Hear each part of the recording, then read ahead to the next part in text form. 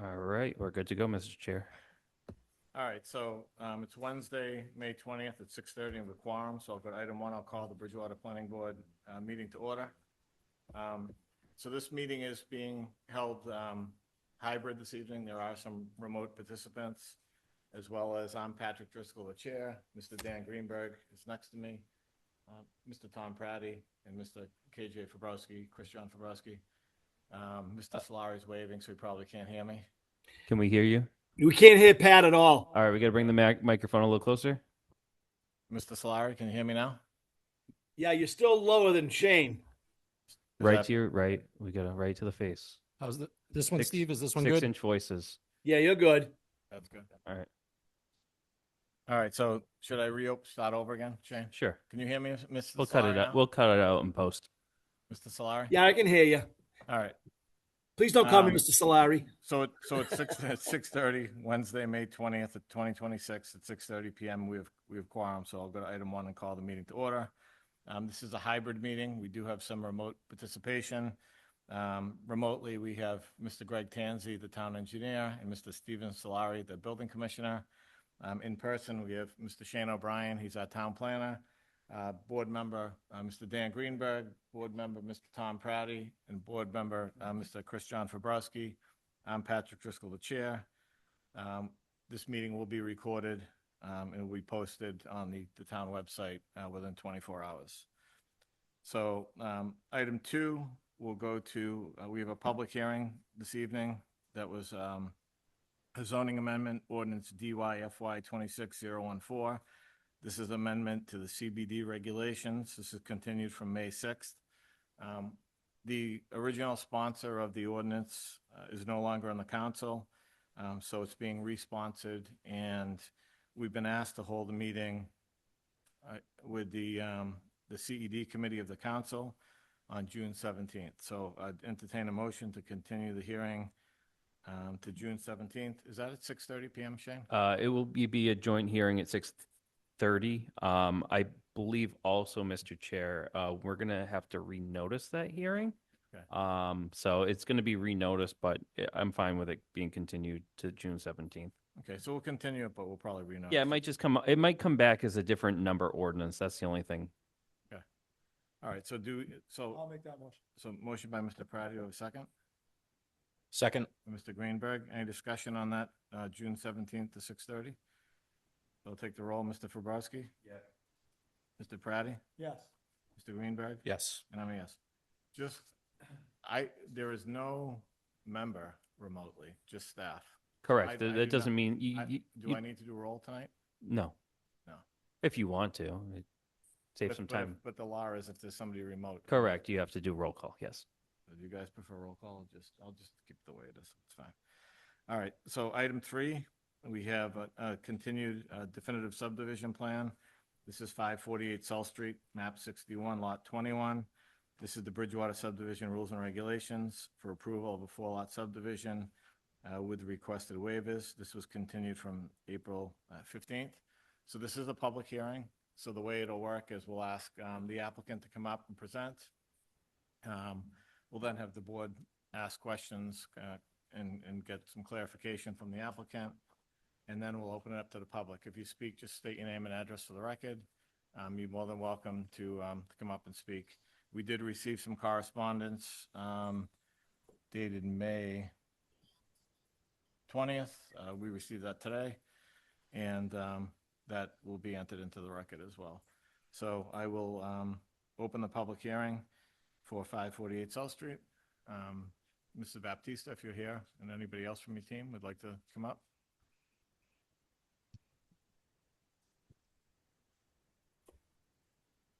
Thank you. Rebecca from Silver Engineering. I'm just trying to connect.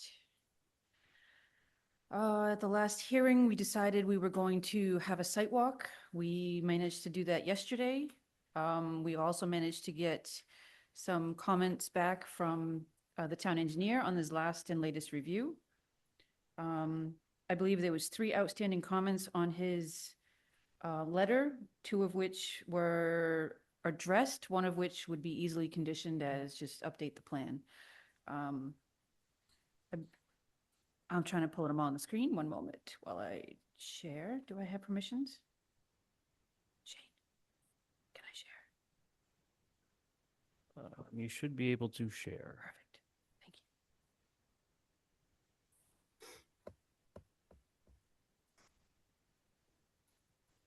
Sorry, there's a lot of buttons here.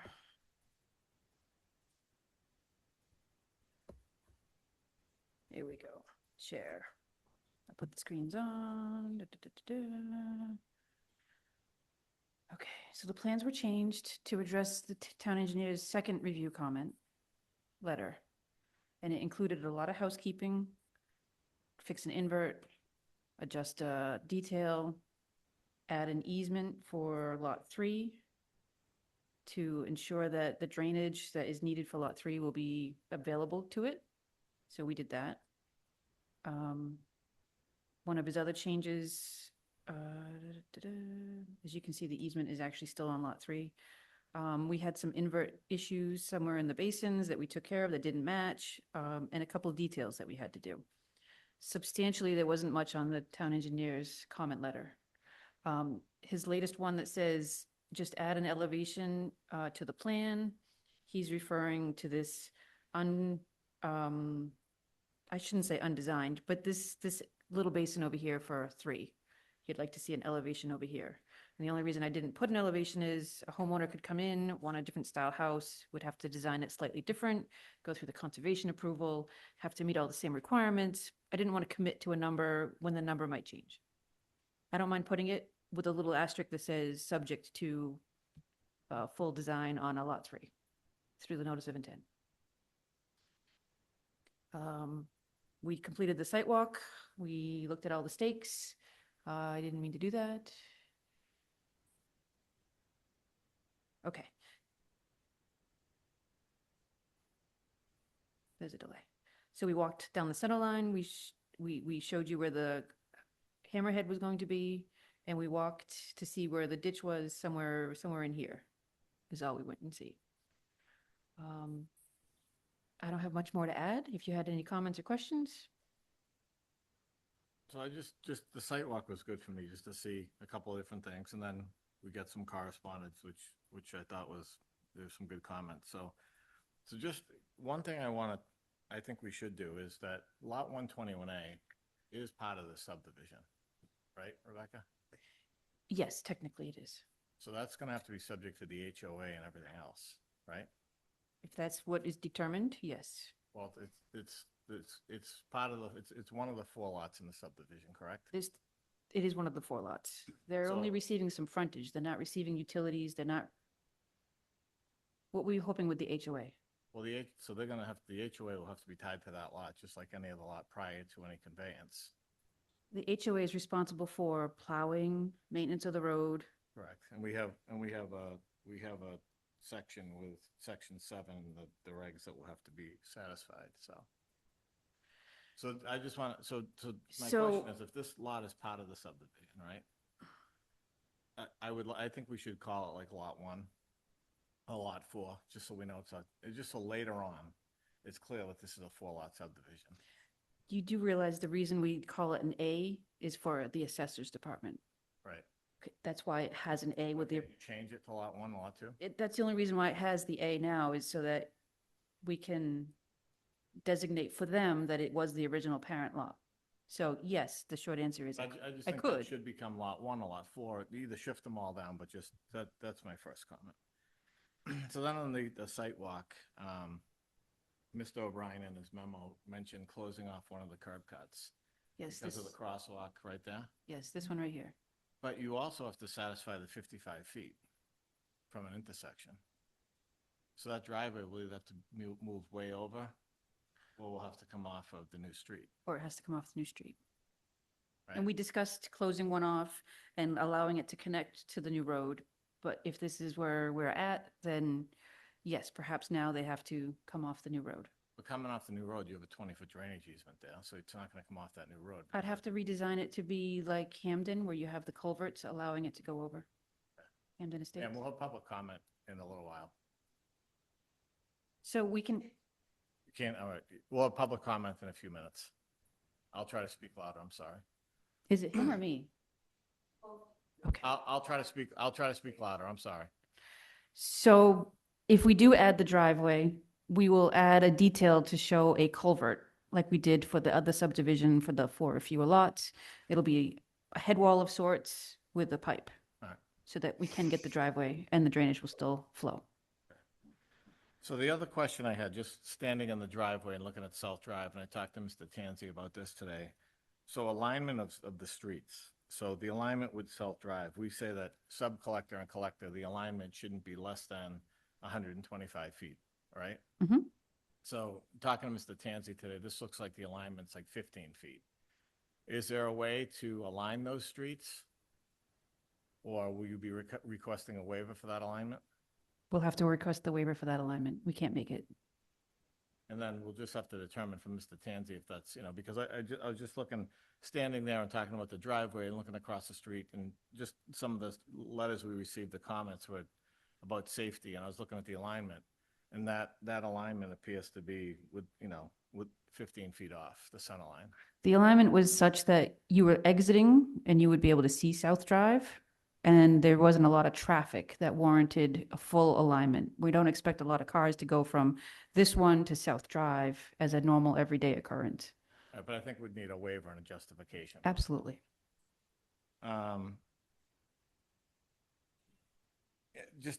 Typically we waive it, especially on the four lot subdivisions, but I think 6E, which is the dead end streets having the 20-foot easement, you should request a waiver for that. CBU mailbox location. I didn't see one on the plan at all. Is that what's right there? Mm-hmm. Underground, so in your new plan set, there is no utility plan or planting plan. So that, I called Mr. O'Brien because I thought I had the wrong plan set. The plan set dated, The March one had it. yeah. Oh, did it? Yeah, I thought I was losing my mind because I could have sworn I saw a plan with trees on it, I was but gonna the- say that I had it somewhere, but. no, it's yeah, the gone. May plan took the trees off of it. So, but the March one does have the locations from the previous round. And then if we could, can you go to the tree cutting plan?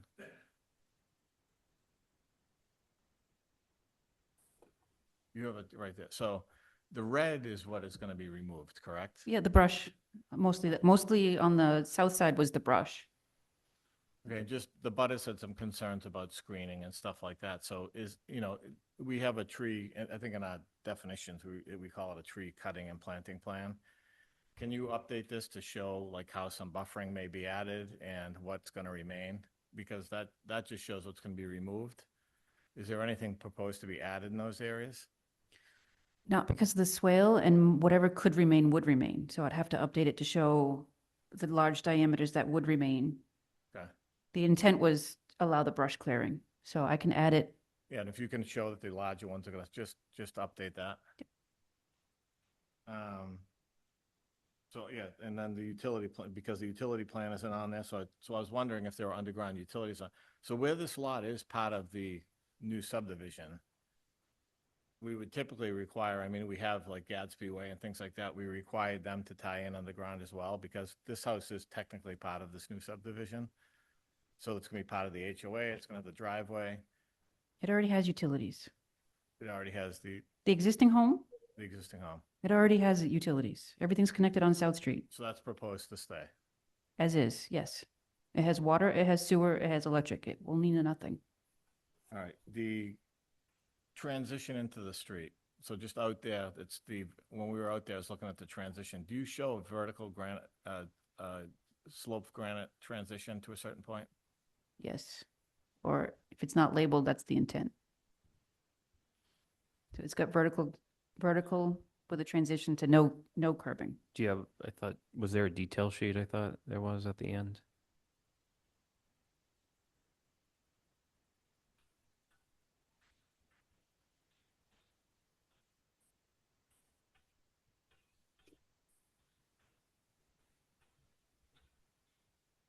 Too far, stop.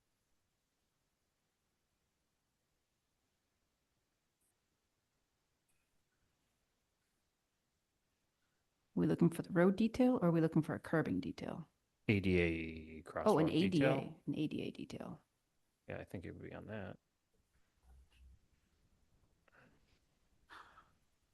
No, I can add an ADA detail. All right, I thought I saw one. I thought I saw one too. So one of the biggest concerns I have is, can you explain to me how you see this waiver working, allowing for 121A, as it's now called, to be released prior to any construction?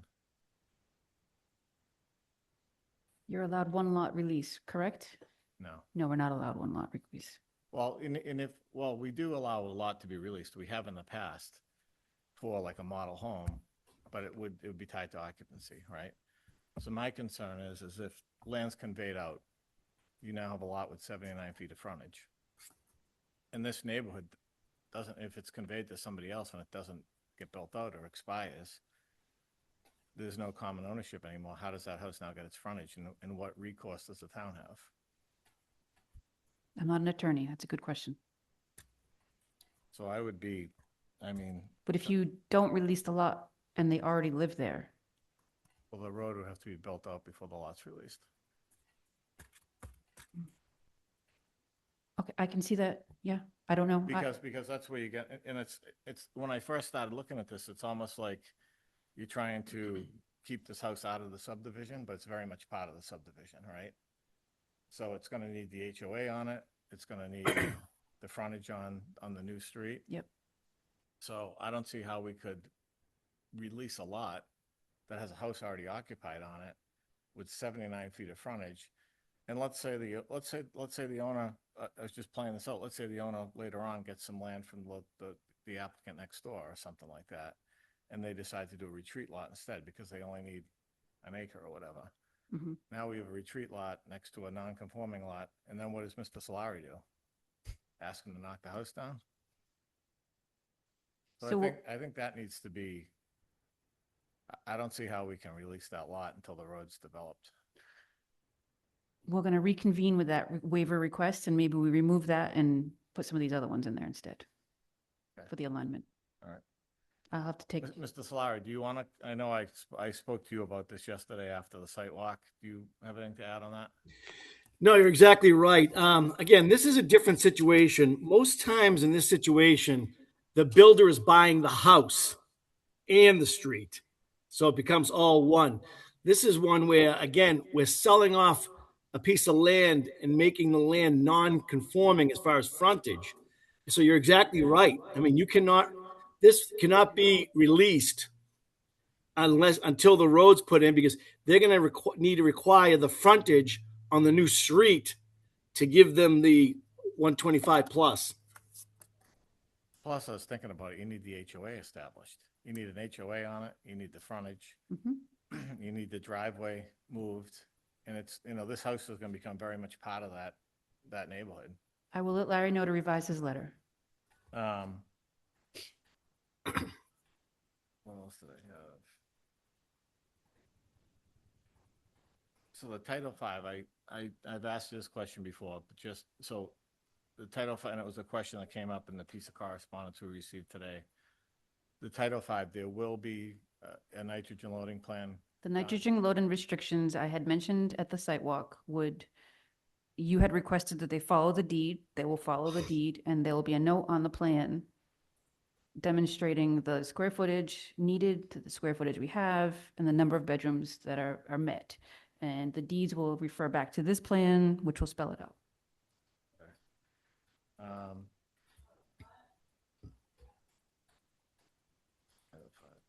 So the easements, so Mr. O'Brien, when should these, so typically with the 1 to 4 lot subdivisions, we've seen the drainage contained pretty much in the layout, but you have 20-foot easements on 2 of the lots. Those easements will be established prior to construction, prior to endorsement, prior to when? I would probably say prior to construction. You can't hear me? Oh, no. Oh, I'm sorry. So you can't hear us at all? No? Okay. Steve, can you hear me okay right now or no? Yeah, no problem. Could you hear me all along or no? Yeah, I mean, you know what? I had to turn up my volume on my computer screen, so maybe that's what she needs to do. Turn up the volume on the computer. Turn up the volume. Yeah. Hi, this is Janet Hanson, Pleasant Street. Sorry to All right. interrupt, Jan, but All we right. don't have. I we don't have we don't- mine all the way up and I can't hear Pat anymore very All right. well at all. All so right, Thank you all I'm very sorry, much for I'll try your- to talk. thank you. Is that better, Mrs. Hanson? A little. All right. You just, I guess, like I said before, you gotta kiss Kiss that microphone. You gotta love the microphone. You just so- gotta All love right. it. Put on closed captioning as well. So yeah, so easements will obviously, Mr. O'Brien put in his letter, but easements. Yeah, in terms of timing of the easements too, yeah, it's pretty much something we discussed in a lot of pre-construction meetings. But yeah, I think that's a typical thing that we usually ask for, All right. prior to endorsement, because once it's recorded, those easements are on record. Right, right. But All right, probably don't endorse me. yeah, absolutely. But I just think that, I mean, typically, and Mr. Solari and I were talking yesterday about, we had a neighborhood, what's that, closer? We had other neighborhoods that you've done recently, the house has been Form 8 off and it met the zoning. This one does not meet zoning. And it is very much part of this 4-lot subdivision and it relies on the frontage of the street. So that can't be conveyed out or released until Understood. that's developed, Understood. so. All right, that's all I have, believe it or not, sorry. So, any other board member questions, comments? Why don't you, can you turn on your mic? No, Mr. Chairman, I believe that you covered just about everything there. Thank you. Yeah, answered a lot of the questions that I had about the street tree plan, the utility plan, the conflict with the roads facing each other. With the Zone 2 aquifer protection, is there a special permit that's needed, Shane, for that? Or has the applicant applied for one? There's or- a special permit when a special permit requirement is triggered for that. Based on kind of looking this over, it didn't look like there was anything that triggered a special permit for this particular project. Okay. As well as we've noted in other projects, there are certain items within the aquifer protection that would qualify a special permit, as well as prohibited uses within the aquifer protection district within the zoning for it. Thank you. You all set there? So I did have one other, I just looked at the letter I read earlier. So just for the record, we did receive that letter from Mrs. Burden, I believe it's Mrs. Burden today. And one of the comments was on the Hammerhead, terminus, as well as the 16-foot pavement width. So we did switch to more environmentally friendly zoning where we have narrower streets and we can use that 60-foot terminus, and we have used it. But she is correct in that it does say in our zoning, that, printed it off, hold on. So it does say in our zoning that subdivisions of 4 or fewer single-family houses or 2 or more duplex lots, a paved hammerhead or T-shaped terminus head of the T having a minimum overall effective length of 60 feet may be utilized in lieu of a cul-de-sac with vegetated center islands. However, what it does say is it says with the review and approval of the Bridgewater Police and Fire Department. So between now and our next meeting, Mr. O'Brien, if you could get that review and approval.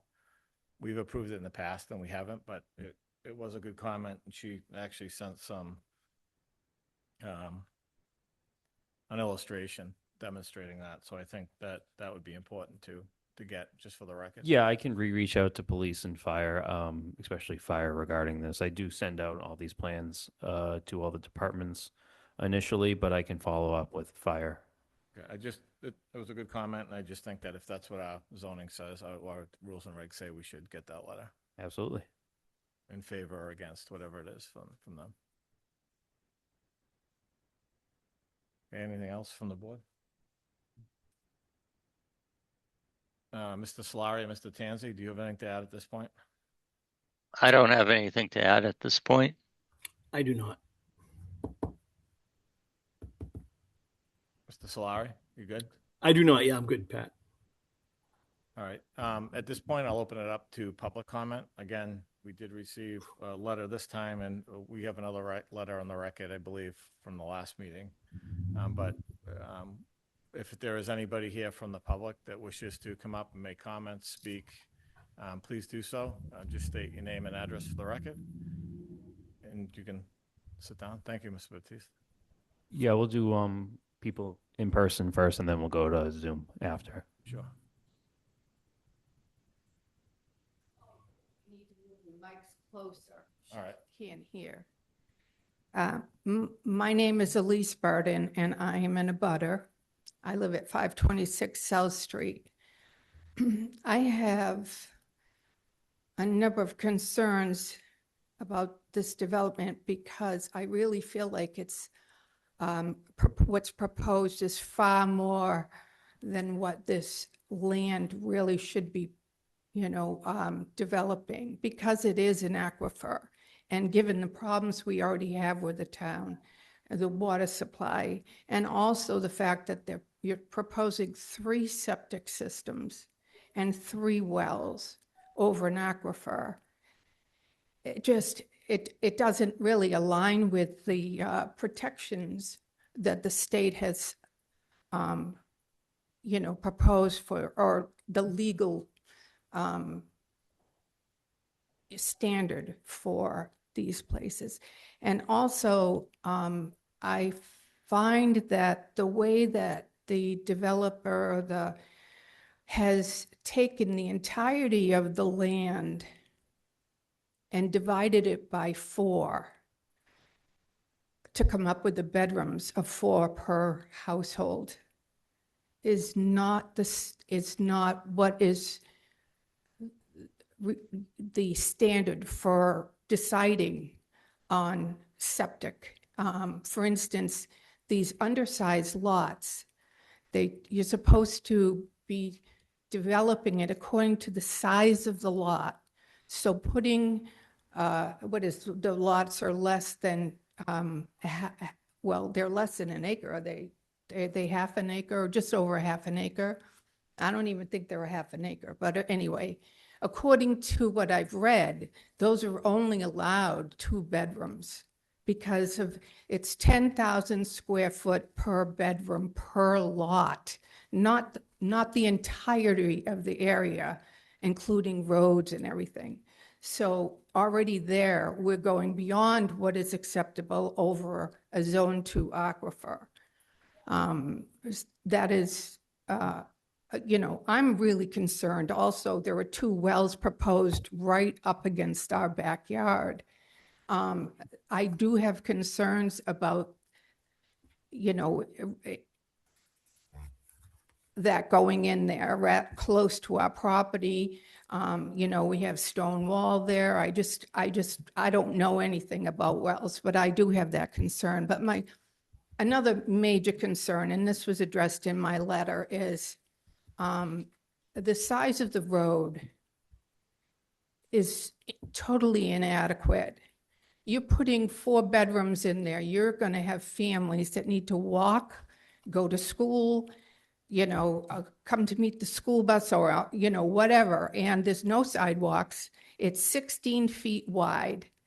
That is the size of my driveway. All right. I do not think that this is safe.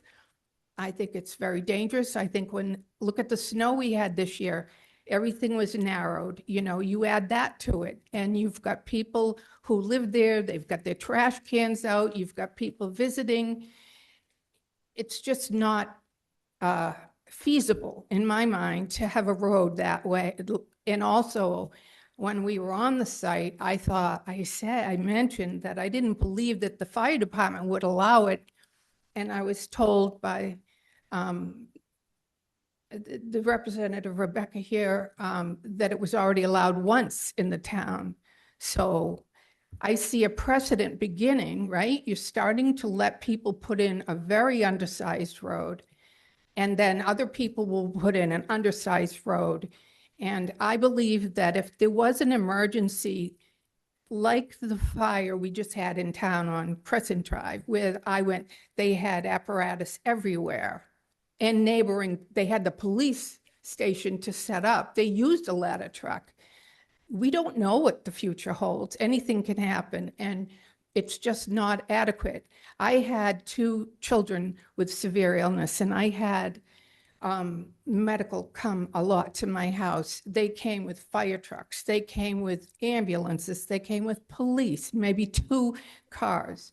This is just crazy to think about anything like that down in that area, especially, over a bridge and way back into the property. And I'd also end by just adding that on this planning, if you look closely, I don't have the paper in front of me, but when you're coming off of South Street, the road is not 16 feet, it's 14.5 feet at the entrance of that road. And that just makes it insane. I mean, you can't put 2 cars, barely 2 cars can get by. There's no road for pedestrians at all. And 2 cars, the widths, they're going to be very close. And, given that there might be a plow or trashed vehicles, I think it's very inappropriate to have that size road. It's dangerous. Anyway, and I also think that once you start allowing things like that are inadequate, that go against what we've already established in this town as a safe road, if something did happen, what's to stop somebody from suing you all because you allowed it? I think that is a scary scenario. But anyway, I see possibly an 18-foot wide road as a driveway or 16-foot for 2 homes, but not a development, or even just a recess lot, 1 lot, but not all this. Anyway, thank you. Thank you. Thank you. Rebecca, can I just ask you one question while we're, so that can you look at it and make sure basin B meets the setback from property lines? I don't know what the distance is there. I know the basins have to be so far from a property line. But I was just looking at that. Can you look at, I don't even know what the measurement is because I don't have the. I hold on. believe for 4 or fewer lots, that doesn't apply. We'll check, I just saw it right there next, just keep that in mind. We'll check it. I'll ask Mr. Tanzi to look at it. I'll add it to my list. Thank you. You got it. Anyone else in person? Sure, come on up.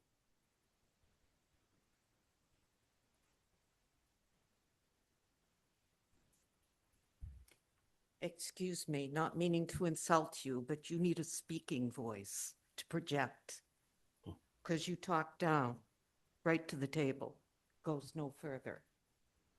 My name is Carol Lefebvre, and I'm on the other side of 548. I'm in 566. We have a lot that includes 15 acres. Most of it is woods, forest, which if a fire did happen, it would need to be accessed through our property and the properties to the side. A 16-foot access road may cause problems with a forest fire that borders potentially the new elementary school. Just a consideration. I have general questions. I don't understand the concept of an easement, what it represents, why it's granted, and who grants it. And you've used the term, I believe, several times today. So could you explain that to me, Mr. Driscoll? Mrs. Baptiste, do you want to take the how you typically use easements and developments question or no? No? An easement, I mean, you can. There's a get lot of people legal passing the opinion. easement question. Greg Tansey, would you? No, I'm kidding. I mean, you can get a legal opinion, but an easement basically gives somebody a right over somebody else's land. So if typically we see planting easements, so the first 20 feet of a lot gives the developer a right to go in and plant after a house is sold. Or you typically see a drainage easement where a pipe is underground on somebody's property. It gives somebody else the right to do something on somebody else's land. I do understand that portion of it, but how is it given? Why is it given? And who gives it? In the case of subdivision regulations for lots 4 or less, there's typically a drainage easement along the edges of 4-lot subdivisions. Am I doing good? Oh, okay. So these easements are usually typically on the properties themselves, on the lots. So these easements are typically tied in with the deed. So people are aware of the inability to necessarily use that portion of the property, so they don't place like, debris or try to implement some sort of, not like someone's going to put a garage on the front, but understanding that that easement exists where you can't put anything there. So that drainage easement's part of these these properties on the lots. Sometimes they're on separate lots. Sometimes they're owned by HOA or the property owner. And then they usually lead off into, whether it be in the case of this, a detention basin and some location where the water kind of eventually runs out. So that's typical for a drainage easement. Shane, Runs with the land.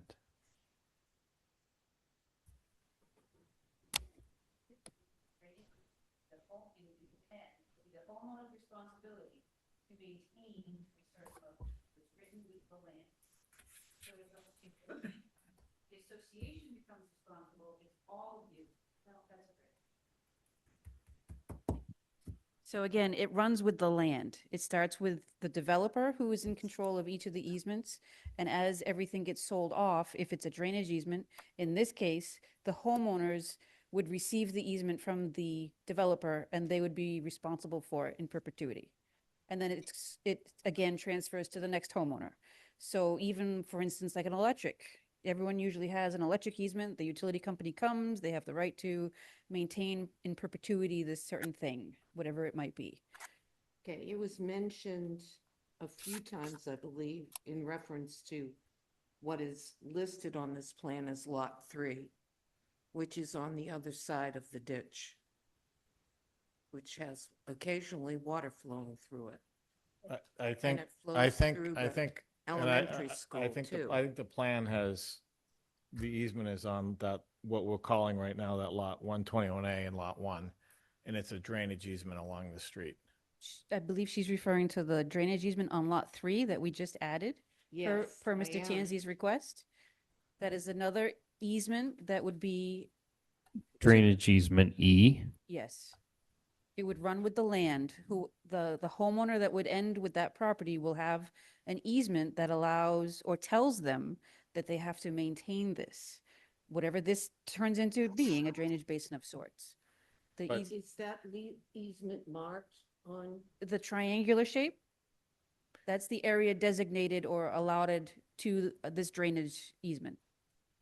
So it would refer, You have the latest so the plan? deed itself, if the lot 3 was purchased by someone, it would make reference to this plan, it would make reference to the drainage easement as well. And you're referring to it as a drainage easement. It says on the plans, yes, as a drainage easement. Where would it- But nothing is proposed in that Where easement would it yet, but- drain to? I don't see where would it drain to? Well, I don't, just, I'll put it on the screen. just for Okay. clarification, I don't think there's nothing designed for lot 3 yet, correct? There was an interim grading scheme on the drainage plan or the grading plan. So 1, 2, 3, 4, 5. Sheet It's 5. one of those split 2 and 2. Right. Excuse me, if you abutted a proposed subdivision, one of the multiple lots included an easement, a drainage easement, and it didn't show where the outflow was, and that lot included aquifer territory, would you be questioning it?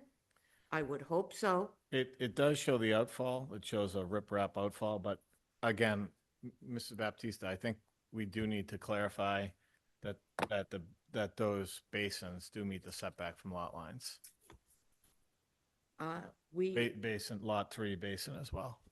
very concerned about being flooded. We've been flooded before because of decisions made and that were not fully answered and addressed. Don't want to have that happen again. Now I'm going to ask you really, I think, simple questions. Where are the streetlights going to be? Where are the street drains going to be? Where's the hydrant going to be? Anywhere? So I'll answer the streetlight questions. The streetlight, they have the option to do post lights, which they typically do. They can bring they can bring the light out to the street. So they have the option to do the post lights. So that'll be a condition that they'll have to do post lights or provide streetlights. The catch basins, it's more like a country drainage. It's limited pavement with no curbing. And Mr. Baptista, correct me if I'm wrong, it runs off to the sides and then runs to the basin. So there are no catch basins on this type of street. It's more of a sheet flow. And where would that, excuse me, where would that flow? I'm in a butter. that- Where would that flow? Mrs. Baptista, could you, so what was your third question, ma'am? I'm sorry. The fire hydrant location. Fire hydrant. There is a water line coming down. Could you? Yep, Mr. I'm getting Baptista, it right could you- now. Could It's you put the plan up and show, Sorry, I'm explain how the drainage works and show where the fire hydrant location is? That's why I asked the question earlier, ma'am, that. I probably didn't hear The it. water line is not shown on this plan or the hydrant. That's why we asked for it to be added, but she may be able to pull up an old set that has that. Okay. The hydrant is shown at the end of the cul-de-sac at the corner of Lot 2 and Lot 3. So even though the line work is gone, the hydrant symbol is still there, as is the driveway lanterns that would end up on each of the driveways. So that blue dot is the Yeah, those blue hydrant, correct? dots. In the Who easement. dot is? This is the hydrant within the hydrant easement. Again, that word, it means the town will be able to access and maintain it on private property. The driveway lanterns for each of the driveways are there as well. Could you point out where the driveway lanterns are? These little blue dots. Okay. Great. And then what could would you- be could the you dimensions of those lights? They're I have no idea. They're standard home lanterns. They're like what you would have as a lantern at your house. With the design of these smaller neighborhoods is to have less pavement, more impervious area, less lighting, things like that. So we don't want big streetlights. So are you planning on placing them towards the house or Closer towards? to the street. So if you look Usually at the where edge of the those dots are, they're near the street. Usually the edge of the street on their property. So it's. Right next to their driveways. Right next to their driveways. It's driveway lantern. It really demarks. Okay. So it's there's just like- a private Yes. driveway lantern. Yeah, correct? like those, A street light. Correct. as such. It's just a driveway lantern, correct? yeah, there's blue asterisks, I think. Yes. And oftentimes they're tied to a photo cell, so they come on at dusk and shut off at dawn. I'm just thinking, cutting trees down, cutting away the shrubs, being only 16 feet away from our family room. I don't want to be lit up like a sideshow. No, they have to meet dark sky regulations, so we'll make sure we can add that as a condition if this moves forward. But you asked another question about drainage. So Mrs. Baptiste, could you give Yes. a quick overview of when the rain falls, where the water goes? Okay, so here's the road. It's going to have what you would call a standard crown. So the road is going to slope from side to side. And instead of sitting in the gutters, it's going to flow overland. There's this stone channel right there. And it's going to flow into and flow down as a swale all the way down into Basin B on this side. In here, it's going to infiltrate. It's going to sit and dwell a little bit before it actually discharges through this standpipe outfall, which is going to look like a catch basin with some holes in it. And then it's going to go to the head wall, which will discharge towards the ditch, just slightly off the screen. So it will discharge directly into the ditch? It will discharge just outside of, well, I say just outside. It's probably 25, 30 feet away from, or more, from the wetlands. So it's not even close to the ditch yet. Is the HOA, I'm using your terminology, I think, The homeowners are they association, going to maintain that ditch? They'll, That portion, are they going to maintain it since they're going to empty water and debris into it? that's something we can look into when we write the HOA. I like that idea. Let's see what we can do about incorporating something. All right, Because so quick- otherwise quick- it quick will. question. Through the it will chair. Clog and Right, back okay. up. So just that stuff has to come to, you have to direct the questions to the board, but. I'm sorry. So, Do you want me to ask it again? no, that's all right. So, to follow up on her question, there is some infiltration in Basin B, correct? Basin B, not Basin A. Basin A has the clay bottom. Correct, It conveys to Basin, A conveys to Basin B. correct, There's infiltration there, right? right. So how often should that release water? With a 100-year storm, 50-year storm? It's not solely an infiltration basin. It will infiltrate, let's see, we have we have the bottom of basin roughly at 85.5. And your first invert is right there. So it's not going to infiltrate a whole lot. It's just going to infiltrate the required amount for the soil types we have, which isn't a large volume. So its primary source of outfall will be these orifices that we have here, holes into the catch basin. So what is the point of the Lot 3 drainage? Oh, basin? okay. Wait, I see 86.4. So it's going to be about a foot. I apologize. I was looking at the wrong line. So the basin bottom is at 85.5. The first orifice is at 86.4. Does water from the street end up in Basin 3, or is Basin 3 for the lot? Basin 3 is strictly for the house lot. There is no other drainage going to it. It is just to offset the vegetation that was cleared to put that house and that roof in, which is why it's kind of subject to what kind of house we really do build out there. Is there a replication area factored in for the wetland loss? Nope, not yet, because again, without an actual design, it's really hard to say where we're going to put the replication. And conservation would have more jurisdiction and thought process about where it should go. So that lot could get really tight if you have to replicate 2 for 1 or whatever it is, right? Correct. Yes. May I ask another question? Sure. The swale, I believe, that you mentioned, that was mentioned, that goes along the side of the roadway, Mhm. where does that outflow go? May I? Sure. If you're on the south side, the swale will discharge to Basin B. If you're on the north side, the swale will discharge to Basin A, then to Basin B, and then overland eventually to the ditch. So Basin B is receiving water and debris that comes off of the road, Moxie Way, and discharging it in the ditch? Am Towards the I wetlands, overland, Understand, in the what? overland towards the wetlands. So it's not near the ditch. It actually has to travel overland. So can you describe In a The- pipe? can you describe the makeup of that swale? That's a grass bottom swale, or is that stone bottom? There's a little bit of both. It's a stone for the infiltration part. There's pipes underneath there to encourage more infiltration. So, for instance, just after station 200 to just after 300, there's a PVC pipe almost like what you call detail 10 back in the day. That would be in stone. I've seen some where it's just stone with a little bit of loam and seed over it to make it look better with the check But dams. just aesthetically and how it works. So what Grass. the neighbors will see is mostly grass, correct? Mostly grass with these horizontal check dams, so riprap. So there's some pre-treatment in there, right? The water gets Correct. cleaned as it runs through there, sediment and things like that. Leaves and stuff stay at each of these little rectangle check dams, these darker, So the water that ends up in Basin B, should be cleaner than when it started.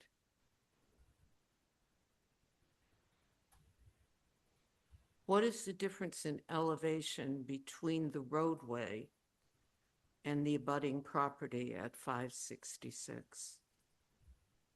so I have an elevation of 95 just along the property line of 566, and the road is at 94. So the 94, it'll dip down for the swale and it'll come back up toward meet into existing grade. An inch. A foot. Foot. Okay. And So that's- actually, some of the water from 566 would overland towards the swale as well. Not a lot. Not enough to model a difference. Right now, the runoff from the land, which is grass covered, flows from 548 onto our property at 566.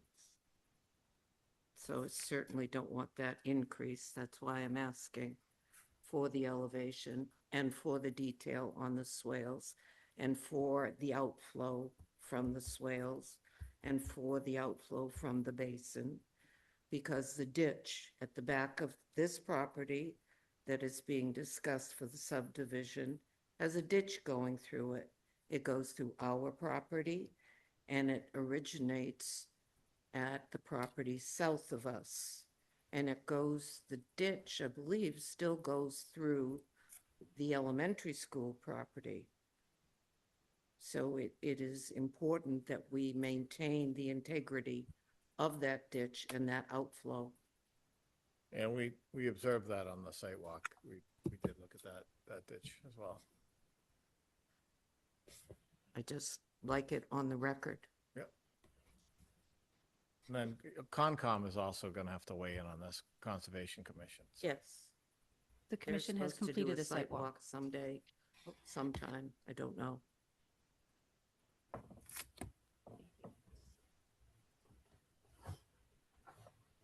And we'll most likely be continuing this tonight to the next meeting or a couple of meetings out. So if there's anything else you think of, you can submit a question or come in or You may not want to give me too much time, so.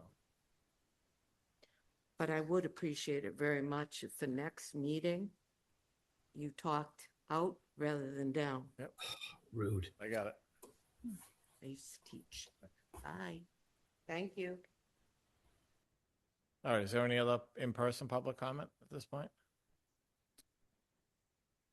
All right. Anybody on the remote Zoom that would I like to speak? saw, Janet, did you still have your hand raised or want to talk? Hi, Janet Hanson, Pleasant Street. I was just going to compliment Mr. Driscoll for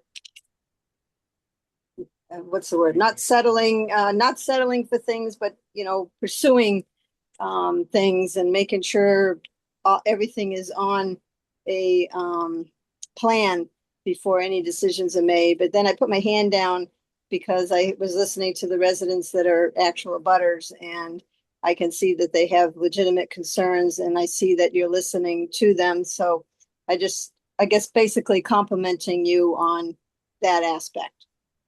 Thank you. Thank you.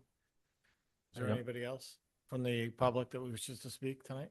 I don't see anyone in the chat, nor do I see any virtual hands raised, nor do I see any physical hands raised. So I think that's it, Mr. Chair. All right. So for tonight, we'll close the public comment section. I wouldn't.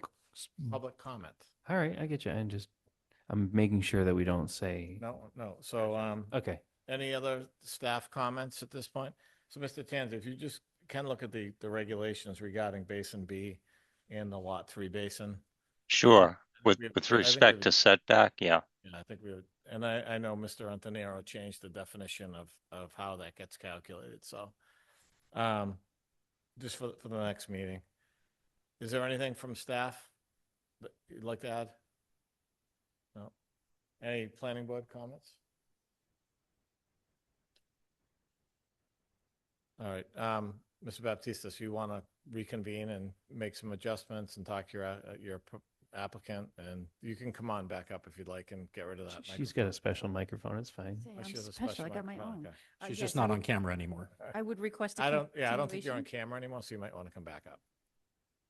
Please. Yeah, we need the microphone back, ma'am.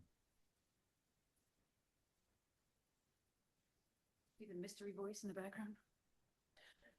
Yes, could we can request a continuation until the next available meeting? That'd be June 3rd. I'll be here anyway. Yes, June 30? June 3rd. June 3rd.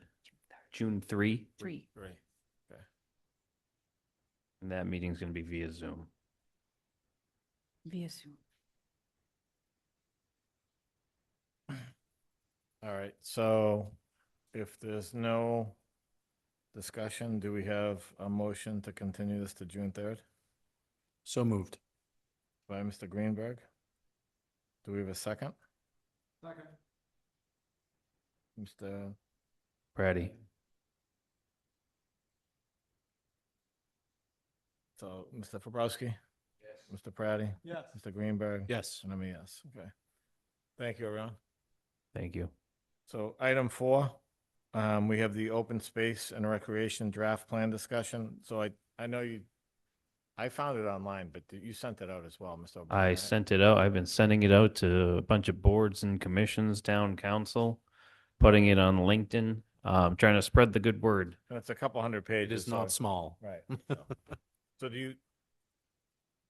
did you submit us a letter to review? I didn't see it. I didn't submit a letter to review yet. I gave you guys an example of what the last letter was. I've been doing this to some other boards and commissions just to kind of familiarize themselves with kind of this process of, it's not new. This a request for a letter is what happened with the 2017 plan.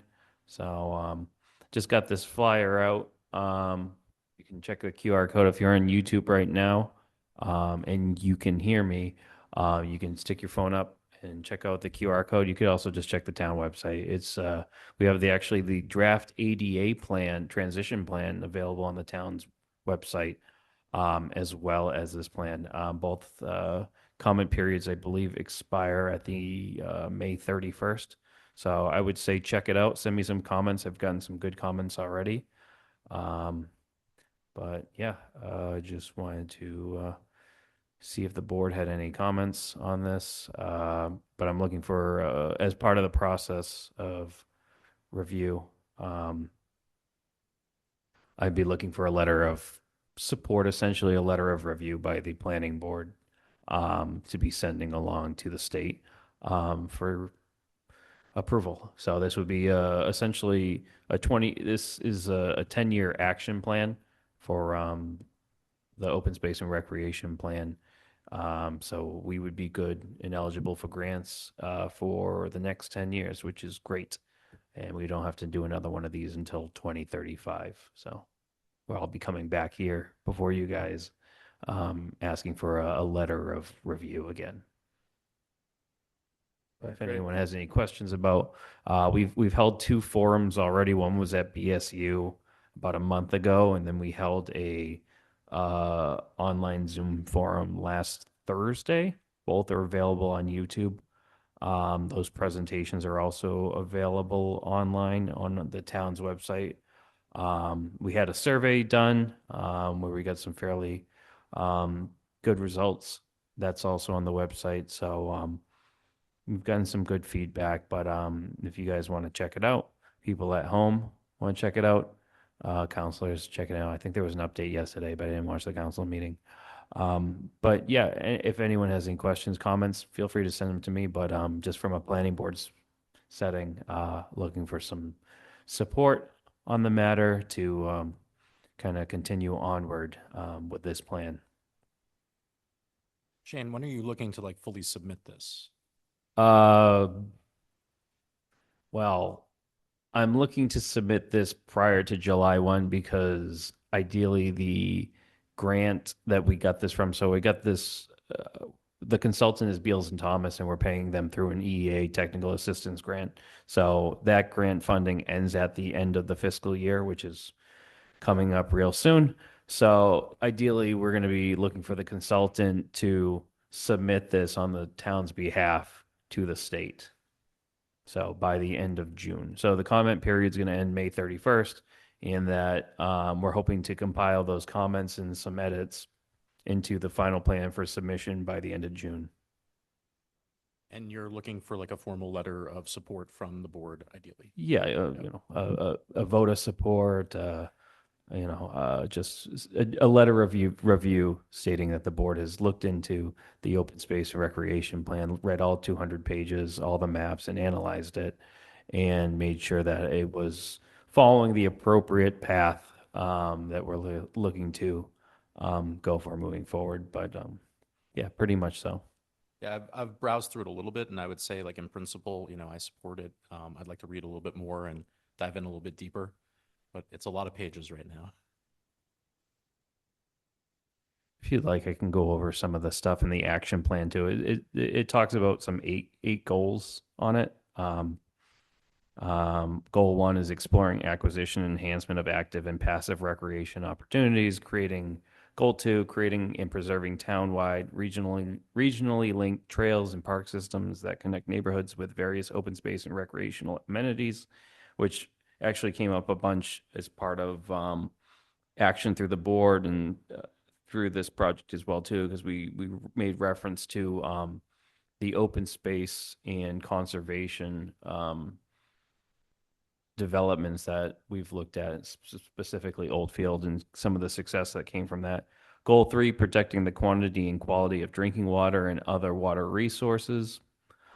Increasing public awareness of available open space and recreation opportunities. Preserve and cultivate public and private agricultural lands. We've had some wins with CPC funding recently. Protect and preserve environmentally sensitive areas that promote local and regional ecological and environmental integrities. Improve recreation opportunities for both people of varying abilities and ages. This includes teenage residents and seniors. And goal 8 would be improve maintenance activities and consider opportunities to incorporate ecologically friendly practices. Is this something that you've modeled after maybe something you've seen elsewhere that's worked well, or ideas is it No. original?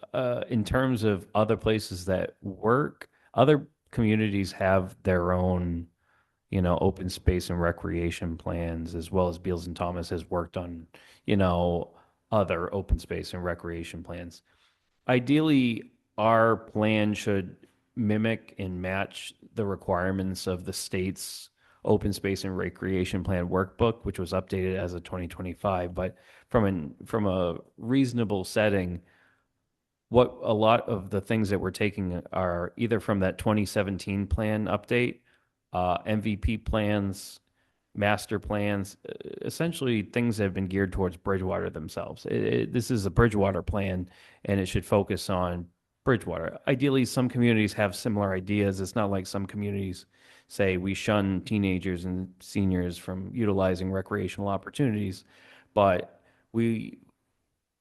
it's geared towards what we have in town and how we can improve on it and what we can focus in on for grants for Bridgewater, trail opportunities for Bridgewater. Of course, there's regional linkage with other communities. We talk about the Bay Circuit Trail, which, we're talking about bridging the Bridgewaters, but ideally the goal is for consumption of Bridgewater residents. Ideally, people from outer town are allowed to utilize recreational opportunities in outside of or in Bridgewater. However, it's the residents that are kind of driving this plan and getting support from boards and commissions that are kind of it's kind of with Bridgewater citizens to kind of, work this plan out. Awesome. Well, thanks for the hard work on it. Shane, would you be able to incorporate any of those properties from like the extra lands of some of these subdivisions? Would that qualify into that? In terms of open space and recreation, well, we've added updated information from the 2017 plans. So like an example is Oldfield Preserve and Oldfield Estates. Ideally, there was some land transferred to Wildlands Trust, and they are utilizing that property for different open space and recreational purposes. We've talked about other open space parcels adjacent to like Jenny Leonard Park and trail opportunities established through developments in town. But there's consideration for, there was a discussion at one of the forums, the difference between active and passive recreation. But there's been instances where we've required parcels of land. I think an example of that was Cross Street, where there was a parcel of land that we would establish as passive recreation in perpetuity for utilization of the HOA. But those subdivisions have been incorporated and that information has been incorporated as part of the plan. I think it's smart for the board to be able to be on top of that with the liens like we have in the past. That would help that cause quite a bit, I would imagine. I know I saw it because I've been pushing for it, Mhm. the Jenny Leonard Park, but as part of this open space discussion, can you update the board on where we are with that Oldfield land transfer to add that to Jenny Leonard? Sure, I can give an update to the extent that I've had a conversation with Mr. Castanetti, and I believe an A&R will be produced sometime soon. It's just a matter of time because I think it's still stalled out in front of town council for that street acceptance. So I think progress has been made. I talked to Mr. Castanetti last week. Well, street acceptance is contingent upon that happening, Correct. So so that would have to happen first. correct. I'm anticipating it pretty soon.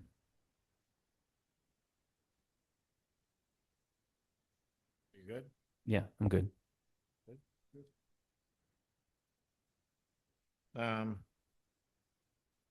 Item 5, Shane, meeting minutes. You want to talk about draft transcript? Yeah, discussion? I don't have anything for December 17th. Still kind of working through that. It's been a nightmare.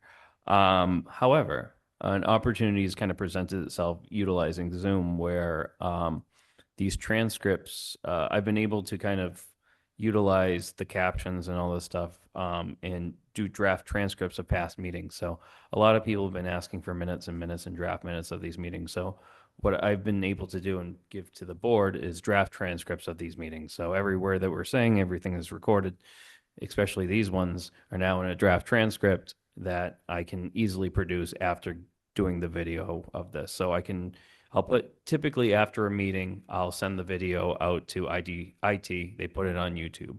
But what I'm going to do kind of in the near future, especially too, when if people are asking for draft minutes, that I'm able to give draft transcripts. Ideally, they're not the minutes that we approved, but they're in a format where someone can read along. Ideally, watching is the best situation where you're going to get exactly word for word what happened in a meeting, but at least I'll be able to kind of transcribe these meetings and have draft minutes readily available the day after. Could AI help you with that?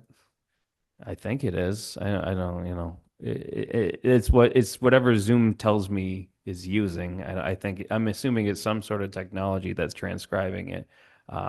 If it's AI, then it's AI. But it does make it a little bit easier. But I wouldn't necessarily consider the way that I view minutes is, votes and actual actionable items that make sense in a short form. Whereas transcripts, you get the rambling, you get the kind of some of the conversations that ideally you're kind of tightening up.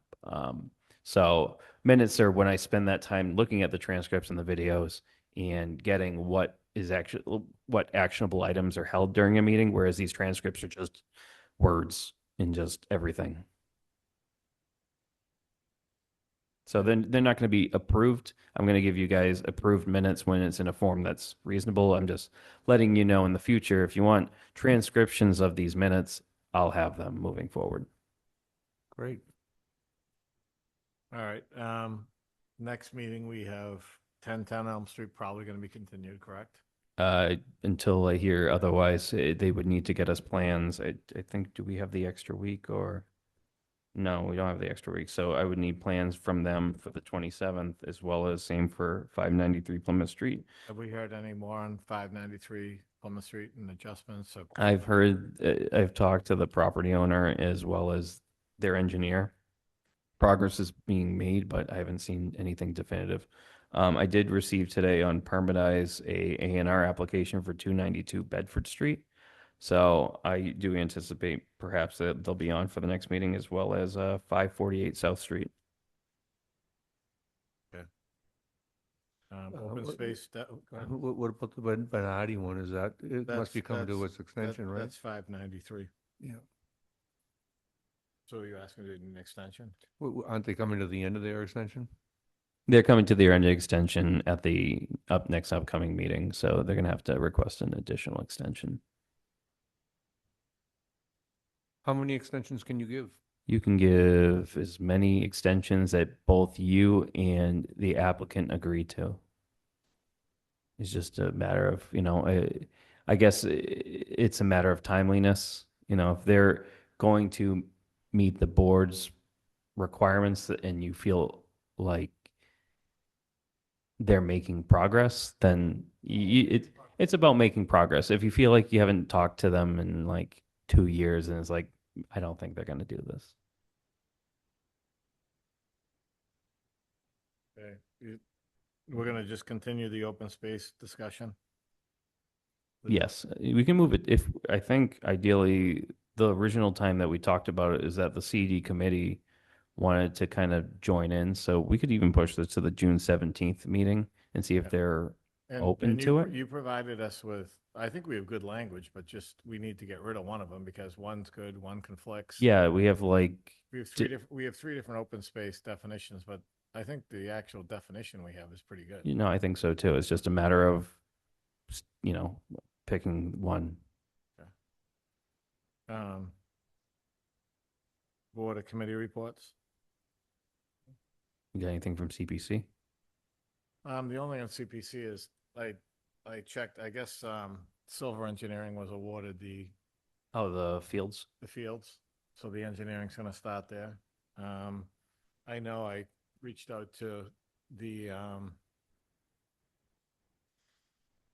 chair of CPC, Mark Thomas, and they're trying to get that expedited. I think Silver Engineering and the rec director thought it might be wise to wait till after school is out to have an engineer on site. Sure. But talking to people that work at the school and whatnot, there are people that work for the school all the time there. So we'd rather not lose 6 weeks.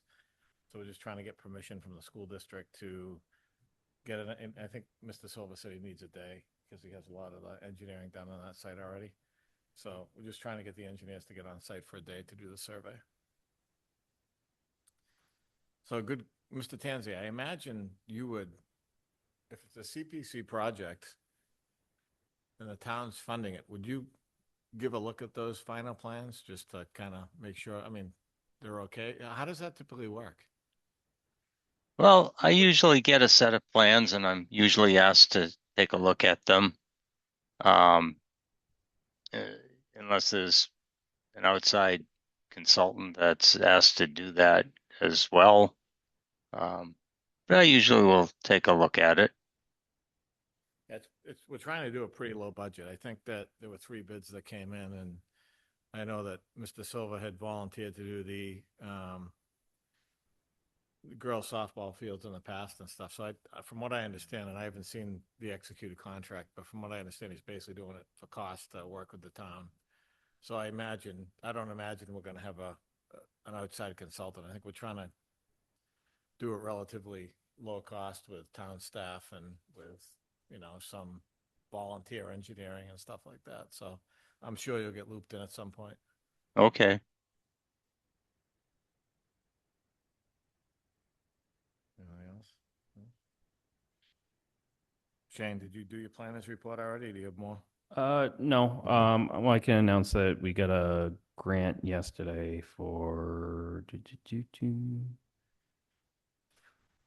$509,525 through the Shared Streets program.